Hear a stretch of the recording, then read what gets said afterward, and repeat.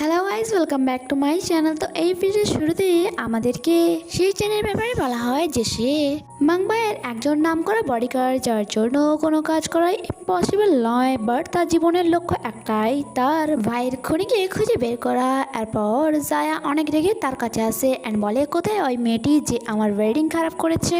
উল্টে সিজন তাকে কোয়েশ্চেন করে, তুমি আগে এটার উত্তর দাও যে যদি বিয়েতে আমি গ্রুম ছিলাম তাহলে এ ব্যাপারে তুমি আমাকে কেন জানাওনি? জায়া বলে যে কারণ তুমি মেয়েদের প্রতি কোনোদিনও ইন্টারেস্টই নাওনি, তাই আমাকে এমনটা করতে হয়েছে। সিজন বলে, তার মানে তুমি আমাকে ফোর্স করতে, সেই জন্যই তুমি আমাকে ওই ড্রিঙ্কটি খাইয়েছিলে। জায়া যখন জাওমিকে দেখে সে তো তাকে মেরেই ফেলতে চাইছিল, বাট সিজন বলে যে এখন সে আমার ওয়াইফ আর যা সকলেই জেনে গিয়েছে, তাই তুমি চাইলেও তাকে আমার থেকে আলাদা করতে পারবে না।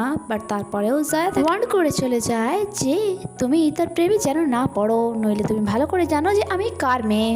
এরপর সিজন জাওমিন ফেসে পানি ছিটায় অ্যান্ড সে জেগে ওঠার পর তাকে বিয়ের কথা বলে, বাট সে বলে এটা আমাদের দ্বারা শুধুমাত্র একটা ভুল হয়ে গিয়েছে, তাই এটাকে সিরিয়াস নেওয়ার কোনো দরকার নেই। বাট সিজন বলে এটা এখানে রিলিজিয়াস ম্যারেজ, তাই আমরা চাইলেও এটাকে ভাঙতে পারবো না।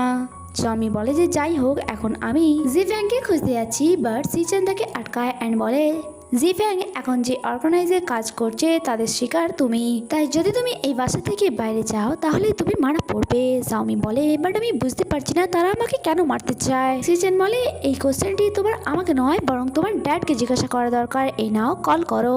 জাওমি বলে, বাট তিনি কোমাতে আছেন, আমি ওনার সাথে কি করে কথা বলতে পারবো? এটা নয় তো যে তুমি প্রথমে আমাকে কিডন্যাপ করলে অ্যান্ড তারপর বিয়ে করলে, তার মানে তুমি আমার বিউটির প্রতি এই সব কিছু তুমি আমার বিউটির প্রতি অ্যাট্রাক্ট হয়ে করছো না তো?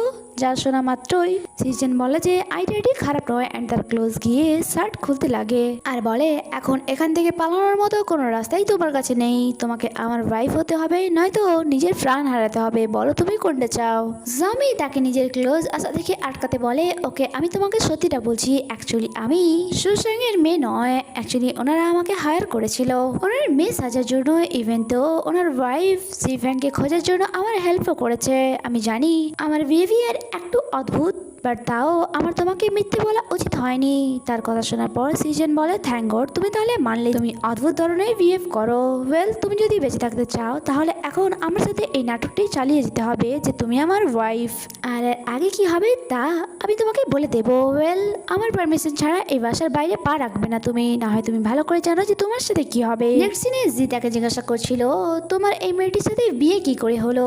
সিজন বলে যে এই সব কিছু তো জায়েদ দাদি হয়েছে, নয়তো তুমি কি করে ভাবলে যে আমি আমার শত্রুর মেয়েকে বিয়ে করব? বাট তাও আমাদের ইনভেস্টিগেশন করতে হবে যে এই মেয়েটি সত্যি কি সুসেং এর মেয়ে নাকি তার পরিচয় অন্য কিছু। যা শুনে জি বলে, আমি একটা কথা বুঝতে পারছি না, জিফ্যাং তাকে এখান থেকে দূরে পাঠাতে চায় আর মিস্টার আর্ন তাকে মারতে চায়, আর তুমি তাকে ঘৃণা করার পরেও তাকে বিয়ে করে নিলে। তারা এখানে কথা বলছিল তখনই তারা জাওমির হাসির আওয়াজ শুনতে পায় অ্যান্ড সিজন বলে যে মজা করা বন্ধ করো আর গিয়ে দেখো এই মেয়েটি কি করছে। যখন গিয়ে সে এটা বলে সেখান থেকে পালিয়ে যায় যে তুমি তাকে বিয়ে করেছো, তাই তুমি গিয়ে দেখো সে কি করছে।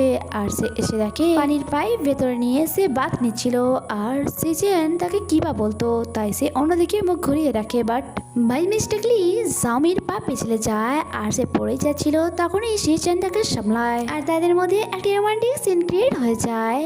এখানে জাওমি তার প্রতি অ্যাট্রাক্ট হচ্ছিল, তখনই সেখানে জো চলে আসে আর তাকে দেখে তারা দুজনেই এম্বারেস হয়ে যায়। এখানে সিজন তাকে রুমে যেতে বলে, বাট সে ভাবছিল আমি পাগল হয়ে যায়নি তো আমি তার প্রতি কি করে অ্যাট্রাক্ট হতে পারি। তারপর নেক্সট মর্নিং জাওমি লুকিয়ে লুকিয়ে বাসার বাইরে যাচ্ছিল, তখনই সিজন তাকে দেখে নেয় অ্যান্ড জিজ্ঞাসা করে তুমি কোথায় যাচ্ছ?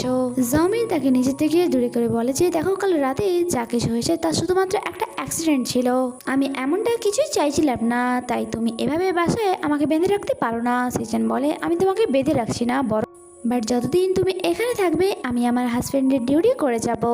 যা শুনে জাওমি রেগে যায় অ্যান্ড বলে, আচ্ছা কাল রাতে সাবুন দিয়ে আমাকে আমার হেয়ার ওয়াশ করতে হয়েছে, তখন তোমার মাথায় একবার আসেনি যে তোমার ওয়াইফকে তার দরকারি জিনিসপত্র কিনে দিতে হবে তোমায়, আর এখন হাজব্যান্ডের ডিউটির কথা বলছো। যা শুনে সিজন বলে যে তোমার দুর্ভাগ্য যে তোমার বিয়ে কোনো বড় লোকের ছেলের সাথে হয়নি, তাই আমি যতটা করতে পারি তা করে যাব, বাট তোমার যদি মনে হয় তুমি এই বাসার চাকরের মতো থাকতে পারো।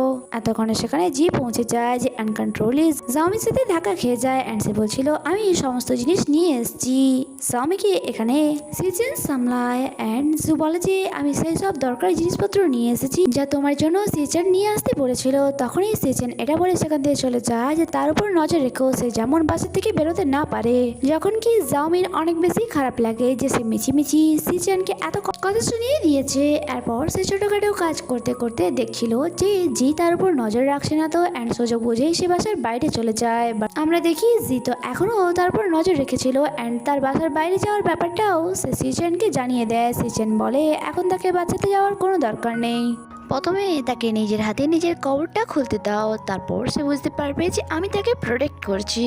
আর এই সময় জাওমি বাজার ছিল অ্যান্ড সে দেখে তার আশেপাশে অনেক লোকেরাই তার উপর নজর রাখছে। আর সেকেন্ডের মধ্যেই জাওমি সেখান থেকে হাওয়া হয়ে যায়। নেক্সট সিনে আমরা দেখি তাকে কিডন্যাপ করে নেওয়া হয়েছিল অ্যান্ড তাকে এক জায়গায় বেঁধে রাখা হয়েছিল। যখন কি সে সাহায্যের জন্য চাচা ছিল অ্যান্ড তাদেরকে বলছিল প্লিজ আমাকে ছেড়ে দাও, আমি তোমাদের কি ক্ষতি করেছি। আর এখানে এই এপিসোডই শেষ হয়। আগে কি হয় তা জানতে স্টে কানেক্টেড। Bye bye.